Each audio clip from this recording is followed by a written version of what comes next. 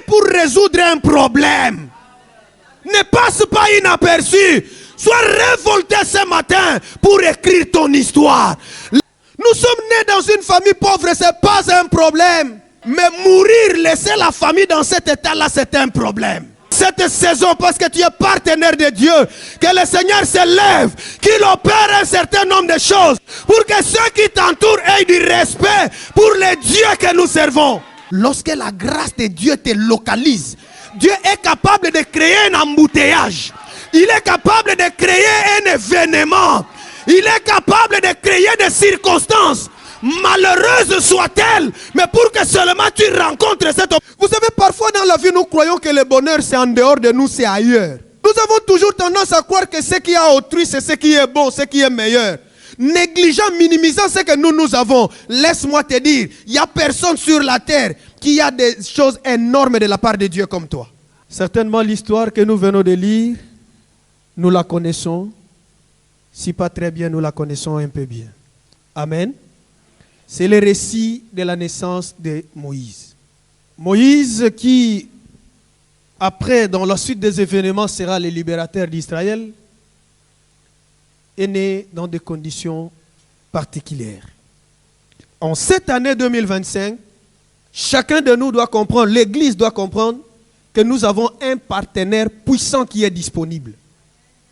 Alléluia. Mais ce partenaire-là attend que tu fasses quelque chose. Le thème de notre exhortation de ce matin, nous l'avons intitulé « Écris ton histoire ».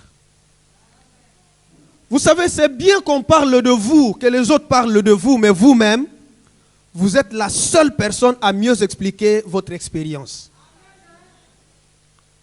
J'ai l'habitude de dire, c'est bien d'adorer le Seigneur pour ce qu'il a fait dans la vie de David.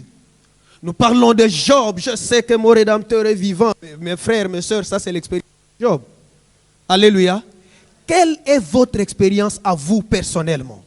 Quelles sont vos motivations? Parce que lorsqu'on adore Dieu, vous devez avoir vos propres mots, vous devez avoir votre propre expérience. Alléluia. Quelle est votre expérience? Celui qui a déjà vu la main de Dieu dans sa vie, sa manière de servir le Seigneur ne sera pas la même. Celui qui a déjà vu la main de Dieu sur son chemin ne se laissera pas prendre de n'importe quelle manière. Il sait d'où il vient et il connaît ces dieux-là. Voilà pourquoi dans la marche d'Israël, le Seigneur ne cessait de leur dire « Je vous ai pris de l'Égypte » pour vous rappeler que non seulement j'étais capable de vous délivrer de là, je suis aussi capable de vous rabaisser pour vous remettre dans ces conditions-là. Non seulement il élève, mais il a aussi la capacité de rabaisser. Alors, celui qui vient d'en bas là-bas, il a connu toutes les souffrances, toutes les difficultés. Quand Dieu l'élève, il restera humble. Il cherchera à maintenir la relation avec Dieu parce qu'il sait que non seulement il a la capacité d'élever, mais il a aussi la capacité de rabaisser. Est-ce que nous sommes ensemble? Que le Seigneur te donne ce qu'il te faut pour que ton histoire soit bien comprise. La Bible nous parle de la vie des enfants d'Israël. Ici, ils sont en Égypte. En principe, l'heure de la délivrance est arrivée. Parce que Dieu avait dit, ils seront esclaves pendant un temps. Au bout de ces 4 siècles, je vais les visiter pour les délivrer. Ils ont vécu pendant tout ce temps en Égypte, tel que c'est devenu une habitude. Il y en a qui sont, nous sommes nés ici, nous avons grandi, c'est ça notre vie, nos pères sont morts et tout, et tout, et tout. Ils sont habitués dans cette souffrance, oubliant même que Dieu avait dit quelque chose. Alors que Dieu, regardant sa montre, se rend compte que le temps est arrivé, le moment de la délivrance. Alors qu'est-ce qu'il fait? Le Seigneur commence à endurcir les cœurs, à changer l'attitude des Égyptiens envers les enfants d'Israël. Il y a des situations parfois dans la vie, quand ça ne marche pas, ce n'est généralement pas toujours le diable. Regardez un peu la montre. Rappelez-vous de ce que Dieu vous a dit. Parce qu'à un moment, si c'est le temps pour vous de vous lever, que vous ne vous levez pas, le Seigneur peut se présenter devant vous comme un ennemi. Et attention, cet ennemi-là, vous allez le chasser au nom de qui? Parce que quelque part, la Bible dit, je serai pour eux comme un lion. Quand Dieu se dresse devant toi comme un lion, chasse ce lion-là, je ne sais pas au nom de qui tu le chasseras. Le temps est arrivé, mais le peuple était encore là, emporté dans la distraction. Alors le Seigneur change de camp. Il change l'attitude des Égyptiens envers Israël.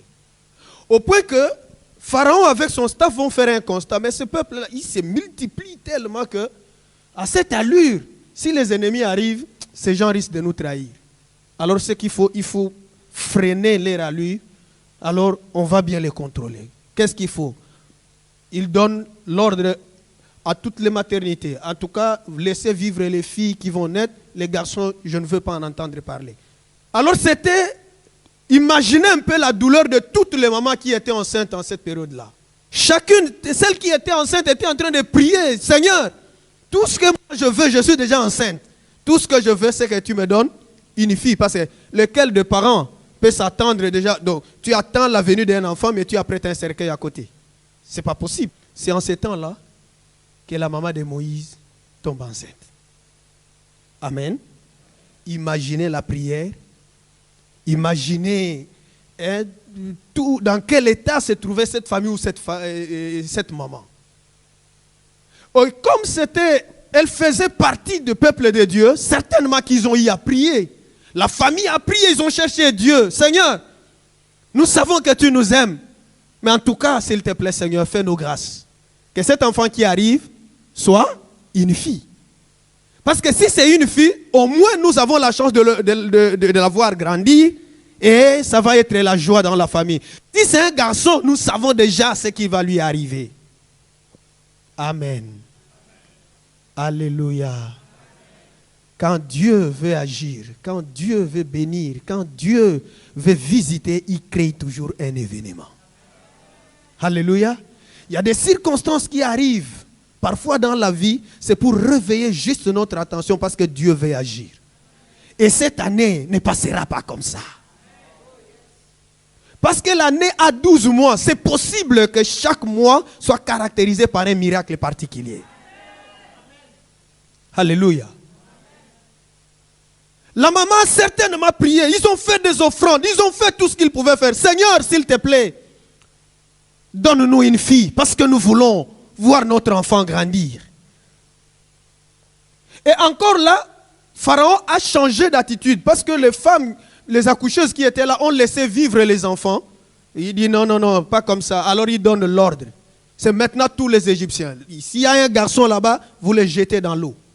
Je ne veux pas en entendre parler. Certainement à cette époque-là, les crocodiles avaient bien mangé. Hein, parce qu'il y avait de la nourriture. Les enfants qu'on jetait. Alléluia. C'est pendant ces temps-là que Moïse va arriver. Et la maman, certainement après avoir prié, après avoir gêné, après avoir fait tout ce qu'elle pouvait faire, s'attendait à une fille. Mais hélas, c'est un garçon qui arrive. Alléluia. Soyez à la place de cette femme, soyez à la place de son père, soyez à la place des frères et sœurs, membres de cette famille. Quand on apprend déjà qu'un c'est un garçon qui est né, tout le monde savait que cet enfant-là va faire quoi? Va mourir. Moïse est né quand même. Mais la maman, quand elle regarde son fils, elle fait un constat. L'enfant est beau. Qu'est-ce que je vais faire? Bon, je prends un risque. Je le garde quand même. Combien parmi nous se sont révoltés aujourd'hui simplement parce qu'ils ont eu à prier et que les choses ne se sont pas passées comme eux ils les souhaitaient. Et parfois nous avons la facilité de langage pour dire le Seigneur m'a dit. Ce n'est pas comme ça qu'on s'était entendu. Alléluia. Quelqu'un devient froid à l'église parce qu'il a prié, il a fait ceci, il y a des offrandes, il y a des choses qu'il a faites. Simplement parce qu'il voulait avoir telle suite. Mon frère, arrête-toi à prier, la suite c'est le domaine de Dieu. C'est un garçon qui arrive. Mais la maman prend quand même la décision de dire non, non, non. L'enfant là, je ne vais pas l'enterrer. Dans l'entretemps, certainement à gauche, à droite, il y avait des voisins, des voisines qui ont vu leur enfant mourir. Moi, je ne ferai pas ce que les autres ont fait. Aujourd'hui, je dis à quelqu'un, écris ton histoire à toi. Si si la famille d'à côté a enterré son enfant, si la famille d'à côté a jeté l'enfant, a tué l'enfant, moi je ne tuerai pas les miens. Pour écrire l'histoire, il faut être un homme ou une femme de foi. Alléluia. Il faut être un homme ou une femme de foi. Parce que la foi va t'inciter à prendre certains risques. Or, la foi est une ferme assurance des choses qu'on espère. Mais elle est aussi une démonstration de celles qu'on ne voit pas. Alléluia. La maman prend le risque de défier le roi et pas n'importe lequel, Pharaon. Et tu es en Égypte. Je vais garder mon enfant. Dieu, pourquoi as-tu donné un garçon? Malheureusement, frères, sœurs, dans la vie, Dieu a sa manière de voir les choses. L'homme aussi a sa manière de voir les choses. Mais nous devons nous rassurer que Dieu a toujours raison par rapport à ce qu'il fait. Alléluia. Vous avez un souhait, vous avez des attentes. Contentez-vous de ce que Dieu vous a donné. Parce que ce qui vient de Dieu est toujours meilleur. Ne vous tracassez pas. Si ça ne marche pas comme vous souhaitez, si ça ne marche pas comme vous voulez.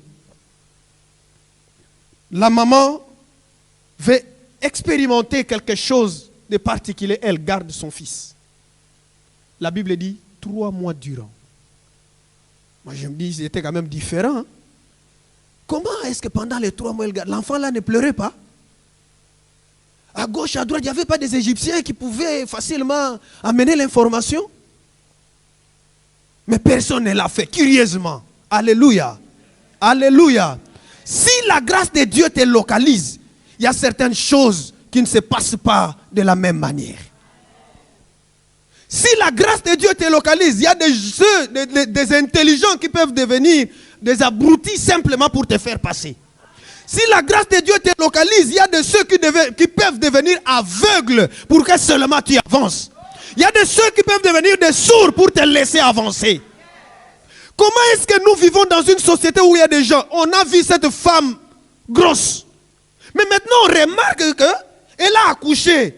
Bon, vous n'êtes même pas curieux pour savoir, hein, c'est de quel enfant, un garçon ou une fille. Bon, qu'est-ce qui est arrivé à l'enfant? Parce qu'à ce moment-là, la naissance attirait quand même l'attention de tout le monde. Mais il y a quand même une femme, on remarque qu'elle a accouché, mais personne ne s'intéresse. Oh, que Dieu frappe d'aveuglement tous ceux qui veulent voir le malheur t'arriver. Parce que l'enfant qui vient là n'est pas n'importe quel enfant. Dieu a un grand projet avec lui. Alléluia. Mais pour que de grands projets se réalisent, il faut que tu prennes certaines dispositions. Il faut que tu sois un homme ou une femme de foi. Alléluia. Dire que tu as la foi, il y a quelqu'un qui dit, montre-moi ta foi sans les œuvres, et moi je te montrerai la mienne par. Imaginez que l'information arrive chez Pharaon, il y a une femme là qui s'est entêtée. Vous savez la conséquence? Vous savez ce qui va lui arriver? La femme dit, je préfère mourir. Alléluia. Que faciliter moi-même la mort de mon fils. Combien parmi nous ont tué leur projet, ont tué l'avenir par peur? Alléluia. Alléluia. La peur ne te laissera pas avancer. Si en toi il y a la foi, laisse-moi te dire, comme Jésus a dit à quelqu'un, ne crains point, crois seulement. Alléluia. Quelles sont les aspirations de ta vie? Quels sont les rêves? Pendant 3 mois, maman a gardé son fils à la maison. 3 mois après, bon, vous savez, c'est l'œuvre de l'humain. Alléluia. La peur commence à s'installer. Elle s'est dit, est-ce que je tiendrai? Bon, il faut que je fasse quelque chose. Amen. Au lieu de continuer à garder l'enfant ici, je vais quand même le sortir, mais comment je vais faire? Elle s'est certainement inspirée de Noé, de l'arche de Noé. Elle va faire aussi son arche à elle. Elle fait quelque chose, elle prend, elle arrange bien là. La Bible dit, elle met l'enfant dedans et elle l'amène dans l'eau. Amen. N'est-il pas écrit, jette ton pain dans l'eau et tu le retrouveras. Est-ce que nous sommes ensemble? Mais qui a dit à cette femme, d'abord, de garder l'enfant, 2, de l'amener dans l'eau? Dans la marche avec Dieu, il y a une directive inconsciente. Amen. Vous penserez que c'est vous qui réfléchissez de cette manière. Vous penserez que c'est vous qui faites ceci ou qui faites ça. Dieu est derrière la chose parce qu'il a un but qu'il doit accomplir. Arrêtez de vous plaindre parce que ce que vous avez demandé, ce n'est pas ce que vous avez reçu. Faites avec ce que vous avez. Amen. Sinon, cette maman serait restée toute sa vie en train de pleurer. J'ai demandé à Dieu une fille, mais il m'a donné un garçon. Maintenant, les garçons doivent mourir. Qu'est-ce que je dois en faire? Tout le temps en train de pleurer. Non, elle n'a pas pleuré. Moi, j'ai demandé. Dieu m'a donné. Donc, l'enfant que j'ai ici, c'est la réponse de Dieu. Donc, ce qui vient de Dieu est toujours bon et parfait. Parce que l'enfant vient de Dieu, je prendrai des risques. Je vais garder l'enfant. Le Dieu qui m'a donné cet enfant est le Dieu aussi qui prévoit un certain nombre de choses à réaliser avec lui. Alléluia. Attention à ce que vous voulez. Attention à ce qui vous attire. Pensez un peu à Jacob. Jacob arrive chez Laban. La femme aimée de Jacob, c'est Rachel, n'est-ce pas? Mais le jour où il veut avoir Rachel, on lui donne Léa. Quand il veut parler, on dit non, ici ça se passe comme ça, bon, tranquillise-toi, bon, tu restes d'abord avec celle-là. Si tu tiens à avoir Rachel, il n'y a pas de souci. 7 ans de travail. Amen. Il travaille encore 7 ans. Il a Rachel, il a Léa. Mais allons un peu plus loin. De Rachel, c'est Joseph, n'est-ce pas? Et de Léa, c'est Christ. De Rachel, c'est Joseph qui est venu. Mais de Léa, il y a Judas. Et après Judas, il y a le lion de la tribu de Judas qui est venu de qui? De Léa. Bon, prenez, Jacob, est-il grand par rapport à Joseph ou il est grand par rapport à Christ? Amen. Mais au départ, quel était son souhait? Il avait aimé qui? Rachel. Mais Dieu lui a donné Léa. Et de Léa, Christ est venu. Est-ce que nous sommes ensemble? Attention à ce qui attire votre attention, parce que ce que vous pensez, ce n'est pas toujours vrai. Moi, j'ai demandé une fille, Dieu m'a donné un garçon. Contente-toi. Contente-toi de ce que Dieu t'a donné. N'envie pas. Contente-toi de ce que Dieu t'a donné. Vous savez, parfois dans la vie, nous croyons que le bonheur, c'est en dehors de nous, c'est ailleurs. Nous avons toujours tendance à croire que ce qui est à autrui, c'est ce qui est bon, ce qui est meilleur. Négligeant, minimisant ce que nous avons. Laisse-moi te dire, il n'y a personne sur la terre qui a des choses énormes de la part de Dieu comme toi. Tu ne m'as pas compris? Je vais te dire que tu es tellement spécial que sur cette terre des hommes, quelqu'un comme toi, il n'y en a pas. Il y a des choses, contente-toi de ce que Dieu a mis en toi. Aujourd'hui, nous autres là, qui aimons un peu le football, amen, qui prenons le temps, on regarde et tout ça. Mais si à quel niveau d'études? Alléluia. Mais est-ce que vous savez parfois que la fortune de Messi peut être de loin plus supérieure au budget de mon pays? Hein? Vous savez que Messi et Cristiano Ronaldo, s'ils doivent venir, ils peuvent réaliser des choses que vous n'avez pas d'idée. Parce qu'ils ont quel niveau d'études? Ils ont valorisé seulement les talents. Il y a quelque chose en toi, il y a quelque chose que tu as quelque chose en toi à valoriser. Je vois quelqu'un comme Bartimée, un aveugle, mendiant, tout, nous connaissons bien. Il était là au coin, il vivait de la pitié des gens. C'est lui qui pouvait lui donner un morceau de pain, le lui donner. C'est lui qui pouvait faire ceci, pouvait faire. Il vivait de la pitié des gens. Mais la Bible dit, un jour, il a entendu parler de Jésus. Il a entendu. Il n'a pas les yeux, mais il a. Alléluia. À partir de ses oreilles, la parole, le nom qu'il a écouté, le témoignage qu'il a eu, a produit la foi. Amen. Et il est resté là. Jésus passe, il dit non. Mais j'entends le bruit, j'entends, parce qu'il ne pouvait pas voir, il ne savait pas qu'est-ce qu'il dit. Oh non, c'est Jésus qui passe. Jésus, hein. Il comprend que le bruit passe quand même, ça commence à s'éloigner de lui. Il dit non, il y a des choses qu'on ne rate pas. Il se met à crier. Je n'ai pas les yeux, mais j'ai entendu par mes oreilles. J'ai quand même une bouche, je peux parler. Dieu ne t'a pas tout privé, mon frère. Il a crié au point qu'on l'intimide, il crie plus fort. Ceux qui l'interdisaient de crier, nous ne connaissons le nom de personne. Mais lui, le mendiant, l'aveugle, le négligé, nous connaissons son nom et nous connaissons son histoire. Pourquoi? Parce que autant on le réprimandait, il criait plus fort. Je n'ai pas les yeux, mais j'ai la bouche. Et vous savez quoi? À partir de ce qu'il avait, il a obtenu ce qu'il manquait. Alléluia. Ne pense pas que ça viendra d'ailleurs. En toi là, il y a quelque chose de spécial. Nous sommes nés dans une famille pauvre, ce n'est pas un problème. Mais mourir, laisser la famille dans cet état-là, c'est un problème. Nous sommes nés dans une famille, il y a plein de sorciers, ce n'est pas un problème. Mourir, laisser la famille dans cet état, c'est un problème. Laisse-moi t'assurer que tu es né pour résoudre un problème. Tu es né pour résoudre un problème. Ne passe pas inaperçu. Sois révolté ce matin pour écrire ton histoire. Les générations qui viendront après se rendront compte qu'il y a quelqu'un qui est passé avant nous. Alléluia. Il y a des ceux qui nous regardent. La Bible dit nous sommes entourés d'une multitude de témoins. Amen. La nature attend avec ardent désir la révélation des fils. Alléluia. On nous regarde. Et parfois même il y en a par audace qui se disent, il est où le Dieu là que vous priez tous les jours et tous les temps? Le monde veut voir pour confirmer. Oh, soit les signes dans la famille, soit les signes dans la société, soit un signe à travers lequel la famille reconnaîtra que notre Dieu est vivant.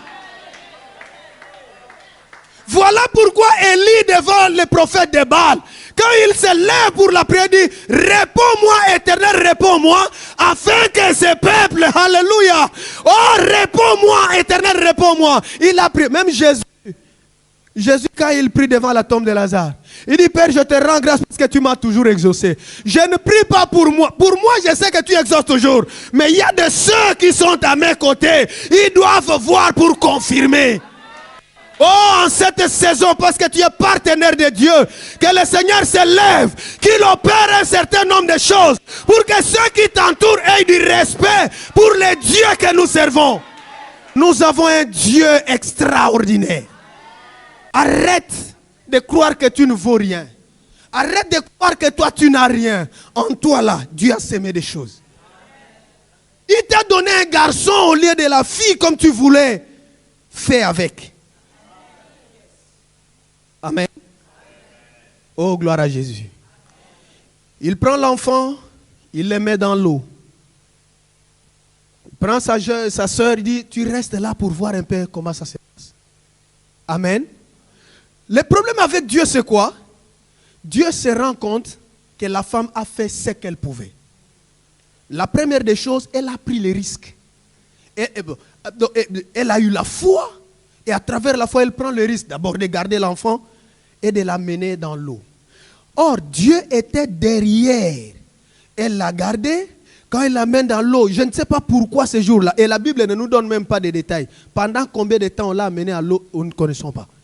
Mais ici, on me dit, quand on l'amène dans l'eau, on le laisse là-bas. Sa grande sœur se cache. C'est le même jour. Voilà maintenant, la femme s'arrête là. Ce qu'elle peut, elle l'a fait. Mais voilà maintenant ce que Dieu va faire. Dieu va dans la maison de Pharaon. D'où est sortie la loi. Est-ce que nous sommes ensemble? Vous savez, dans la maison de Pharaon, Pharaon pouvait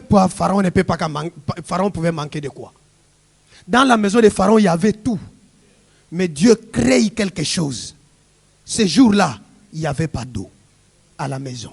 Même les grands pharaons que nous envions manquent de l'eau dans sa maison. Amen. Et sa fille, voulant se laver, n'avait pas d'autre choix que d'aller là-haut. Amen. Mais réfléchissons un peu. L'eau, c'est quand même une grande rivière, c'est quand même une très longue rivière. Elle pouvait aller n'importe où. Mais Dieu canalise ses pas. de venir là où on avait placé qui? Ah, lorsque la grâce de Dieu te localise, Dieu est capable de créer un embouteillage. Il est capable de créer un événement. Il est capable de créer des circonstances, malheureuses soient-elles, mais pour que seulement tu rencontres cette opportunité qu'il a prévue pour toi. Et je suis en train de déclarer que cette année ici, l'année des exploits, peut être pour toi un mois de grandes choses. Avec Dieu, on ne sait jamais. Il est le maître des temps et des circonstances. Oh, il peut le changer comme il veut. Il peut le bouleverser comme il veut. Et quand il les change, il y a de ceux qui pleurent à gauche, mais il y a de ceux qui se réjouissent aussi à droite. Et moi, je suis en train de prier que du côté des Égyptiens, ce sera les ténèbres. Mais Dieu va éclairer un côté. Il y a un camp que Dieu a choisi. Que la lumière de Dieu te localise. Au nom de Jésus. La maison de Pharaon est en pénurie d'eau. Et la fille de Pharaon se dirige là où se trouve Moïse. Qui a donné l'adresse? Qui a conduit les choses? Oh, le Dieu que nous servons est un metteur en scène. Il sait organiser les choses de manière. Alléluia. Alors la fille de Pharaon arrive pendant qu'elle veut. Elle se lave, elle est là. Elle jette les yeux, c'est le malin. Oh, mais qu'est-ce que je vois là? Mais, amenez-moi un peu cette histoire-là. C'est quoi? Alléluia. Quand on lui amène ça, ouvrez un peu, on ouvre. Oh, la Bible dit un beau garçon qui faisait quoi? Qui pleurait. Ah, moi je me suis dit, est-ce qu'il pleurait? Moïse était en communion avec le Seigneur. Moïse était en train de prier.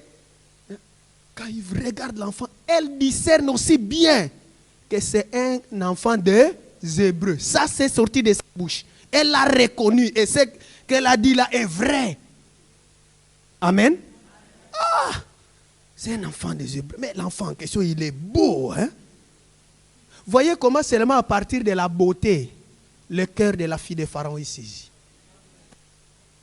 Amen. Que ton chant touche le cœur des hommes. Que ta prière touche le cœur des hommes. Ce que tu sais faire là. Ce que tu sais faire là. Alléluia.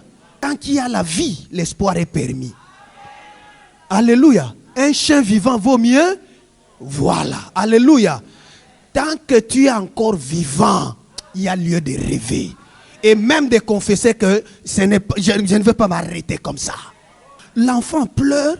Quand il regarde l'enfant qui pleure, il dit, l'enfant est beau. Amen. Pendant que c'est un enfant des Hébreux. Moi, je pensais en qualité de la fille de Pharaon. Elle ne pouvait que récupérer l'enfant et le jeter dans l'eau. C'est la moindre des choses. Parce que c'est l'ordre de son père.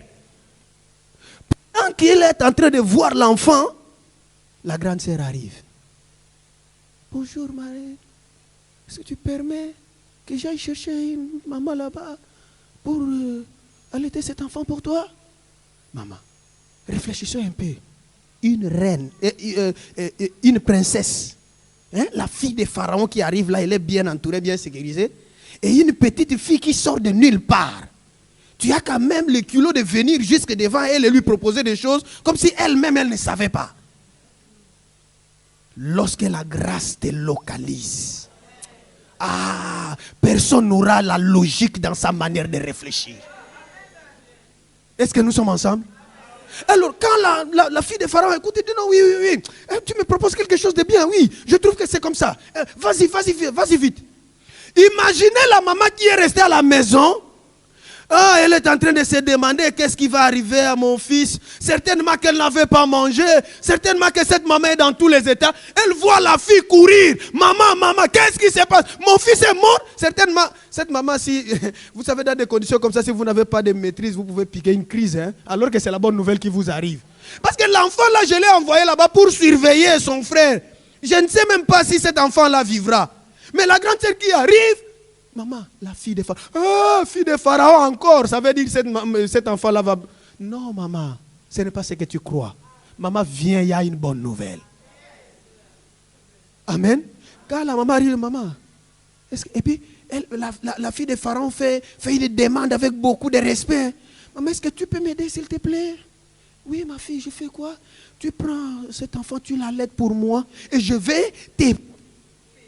Hein? Je vais faire quoi? Et puis, réfléchissez un peu. C'est la fille de qui? De Pharaon. Quand elle prend quelqu'un comme ça, il dit, je vais te payer. Dans l'entretemps, la maman doit allaiter l'enfant. C'est que quand même, là-bas dans la cuisine, les congélateurs est quand même plein. Il y a quand même la provision. Parce que pour allaiter, elle doit bien manger. Pour allaiter, elle doit avoir le lait. Dans l'entretemps, elle-même n'avait rien. Le problème, c'est qu'à cause seulement de la foi, le Seigneur est en train de récompenser la foi. Oh, je parle à quelqu'un. Que Dieu récompense tes actions de foi. Que Dieu récompense ta foi. Alléluia. Que Dieu récompense ta foi. Je vais commencer à te payer. Hey, un salaire sans retard. Il n'y a pas de litige possible. Et je vois la fille de Pharaon de temps en temps venir. Que Dieu te bénisse, maman. Je vois la fille de Pharaon de temps en temps venir. Je vais un peu voir l'enfant là, comment il va. Une femme hébreu, une femme qui est esclave, elle va voir Pharaon, la fille de Pharaon débarquer dans les quartiers. Tout le monde est en train de regarder, mais la fille de Pharaon là va où? La fille de Pharaon va jusque chez la maman de Moïse. Je suis venu seulement voir comment vous allez. Comment l'enfant, il va bien? Dans l'entretemps, les autres femmes hébreues ont enterré leurs enfants. Imaginez l'état. Imaginez, ils sont dans quel état? Ils sont en train de pleurer. Ah! Mais moi j'avais mon fils qui était mort. Ceux qui ont manqué la révélation porteront le deuil tout le temps de leur vie.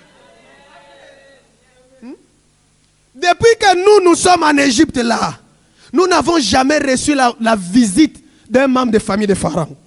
Mais il y a quand même une femme à cause de la foi, à cause du risque qu'elle a pris. La fille de Pharaon sort de la maison de son père. Mais tu vas où? Non, maman, je veux visiter. Et puis quand la fille de Pharaon débarque, derrière elle, mais dis, déposez là-bas à la cuisine.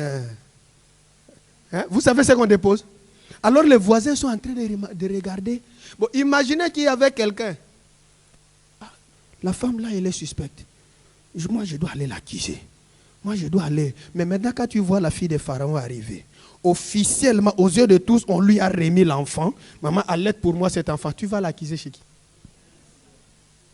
Alors la maman qui pendant 3 mois, je ne sais pas comment elle se faisait pour garder, je ne sais pas, elle faisait la lessive comment? Parce que quand l'enfant est trop petit là, c'est tout le temps, tout ça. Et je ne sais pas comment ça s'est passé. Mais cette fois-là, la maman peut le faire avec beaucoup d'audace. Parce que même si les soldats de Pharaon passent ici, j'ai un laissez-passer, j'ai le droit, je ne crains plus rien. Je ne crains. Allez raconter n'importe où. Il y a la fille de Pharaon qui parlera. Il y a la fille de Pharaon qui interviendra. Mon fils ne mourra plus. Oh, que Dieu récompense ta foi. Alléluia. Alléluia. Alors, l'enfant commençait à grandir, Vous savez, la fille de Pharaon est une femme aussi. Lorsqu'elle a l'enfant, amen, elle peut, c'est mon fils, je peux voir tout ce que je peux faire, je peux chercher du lait, je peux faire ça. Non, Moïse est différent des autres. Alléluia. Moïse est porteur d'une mission particulière. Mais pour que Moïse arrive là-bas, en lui, on ne doit pas trouver des mélanges. Il y a une nourriture qui doit le faire grandir. Il n'y a que sa mère qui peut lui donner des laits. La fille de Pharaon est une femme. La fille de Pharaon avait tous les moyens pour faire grandir Moïse, mais elle ne pouvait pas. Parce que bien qu'elle était femme, elle n'avait aucune nourriture pour l'enfant. Moïse ne peut grandir qu'avec les laits de sa mère. Je vais dire, alléluia. Est-ce qu'il y a quelqu'un qui m'entend? Je parle à un Moïse qui m'entend ici. Moïse, écoute-moi.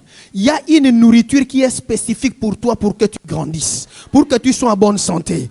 Voici ta mère. Il te donnera la nourriture. Il a cette nourriture nécessaire pour te faire grandir, pour t'amener là où tu dois aller. Oh, est-ce qu'il y a quelqu'un qui m'a compris? En tant qu'église, nous avons besoin de la nourriture.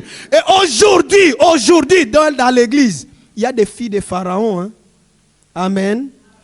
Si la fille de Pharaon t'allaite, tu vas mourir.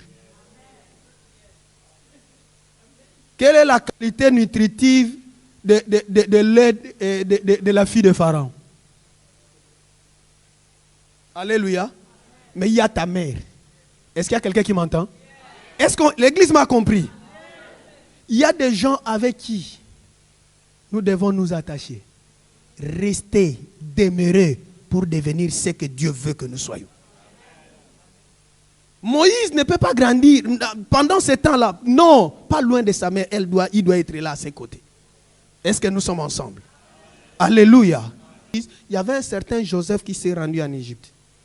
Et quand Joseph arrive en Égypte, il est élevé au rang de premier ministre. Nous sommes ensemble? Alors, ce que Joseph a fait, c'était quoi? Joseph a récupéré tout l'argent, non seulement de l'Égypte, mais des pays tout autour. Vous vous rendrez compte qu'il y a même des gens qui ont quitté, les frères de Joseph sont venus de chez eux avec l'argent pour venir acheter quoi? Les vivres. Joseph a renfloué tellement les caisses de Pharaon qu'il y avait de l'argent. Alors qu'en réalité, ce que Joseph faisait, il préparait, il amassait la provision parce qu'il y a quelqu'un qui viendrait plus tard après. C'est par Joseph que Israël s'est retrouvé en Égypte en captivité, mais c'est le même Joseph qui avait préparé aussi la voie de la sortie en laissant dans les coffres de Pharaon de la provision pour la croissance de Moïse. Je me fais comprendre? Alors, c'est que Moïse, il a tellement renfloué les caisses, il a laissé l'argent qu'il avait laissé. Alors qu'en réalité, dans le plan de Dieu, Joseph devrait précéder pour préparer le terrain parce qu'il y a un Moïse qui arrivera à un moment donné. Il y a toujours quelqu'un qui va de l'avant pour que le chemin soit ouvert aux autres.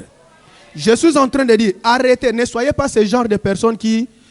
moi, je suis arrivé en France, j'ai souffert. Vous qui venez ici, vous voulez vivre. Il y a des souffrances que toi, tu connaîtras pour que ceux qui viennent après... Sans quoi, Christ a souffert pour nous. Il y a certaines souffrances aujourd'hui qui ne sont plus à l'ordre du jour parce que Christ les a portées sur lui. Joseph est déjà passé. Il y a certaines souffrances, tu ne les connaîtras plus jamais. Parce qu'il y a un Joseph qui est passé et qui t'a laissé une provision. Pharaon, moi chez toi, je ne vis pas à tes frais. Mais il y a quelqu'un qui a travaillé ici et qui a laissé une provision pour moi. Alors moi, quand je viens arriver, je vais me ressourcer de ce que lui avait fait. Alléluia. Frère, sœur, ta vie est tellement précieuse. Tu ne vis pas seulement pour toi, mais regarde aussi les autres. Ton combat est rude, ton combat est dur. Pourquoi? Parce qu'il y a beaucoup de gens qui doivent connaître leur ascension à partir de toi. Comprenez qu'à travers cette histoire, alléluia, vous aussi dans votre vie, au lieu de vous amener à vous révolter contre Dieu par rapport à ce que vous avez, par rapport à ce que vous vivez, amen, rendez plutôt grâce à Dieu pour ce qu'il vous a donné. Vous savez, il est écrit dans la Bible, le malheur atteint souvent, nous sommes d'accord, et l'Éternel. On dit le malheur atteint. Ok, c'est le mot que je cherche. Le malheur atteint. En d'autres termes, par moment, le malheur atteint le juste. Nous sommes ensemble. Mais l'Éternel en délivre tout. Pardon? Le Seigneur en délivre. Et le malheur arrive le matin ou le soir. Le Seigneur va toujours. Ah, est-ce que quelqu'un m'entend? J'ai cherché ce que j'ai cherché, je ne l'ai pas eu. Si la réponse que j'ai obtenue ça ressemble un peu au malheur, tout ce que moi je sais, l'Éternel en délivrera. Tout, c'est ça le domaine de Dieu. Alléluia. Peu importe ce qui vous arrive, rassurez-vous qu'au finish, il y a un Dieu qui est à mesure d'arranger les choses en sa manière.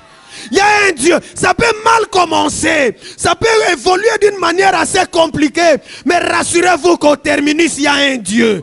Oh, j'ai dit au terminus, il y a un Dieu. Et vous savez, quand Dieu s'élève, il va corriger les choses telles que il va vous faire oublier même l'histoire depuis le début. Rappelez-vous de Joseph, alléluia. Rappelez-vous de Joseph. Joseph a eu le songe, il avait l'audace de raconter les gerbes